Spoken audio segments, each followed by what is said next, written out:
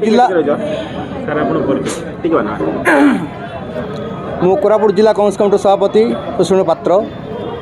आज कोरापुट जिला कांग्रेस कमिटी तरफ जो घटना घटिला ओडिशा विधानसभा रे ताको घोर निंदा करुचु एवं दुख प्रकाश करुचु।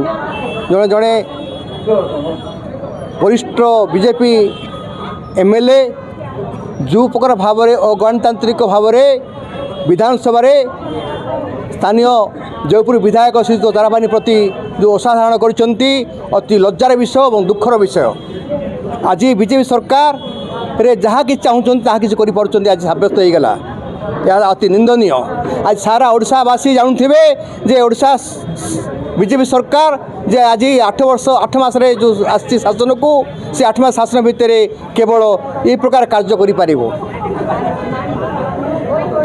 एणु आम निंदा करुचु एवं तापाई सारा कोरापुट जिला कांग्रेस कमिटी विरोध करुचु एवं आम ठीक करुचु जदि कौन प्रकार पदक्षेप न जर्नलिस्ट संघ विरुद्ध में ये सरकार सस्पेंड न कर 7 दिन भितर ताहले कोरापुट जिला कांग्रेस कमिटी सारा कोरापुट जिला को अचल करदेव चका अख बंद करदेव। यहाँ हूँ कांग्रेस प्रतिश्रुति।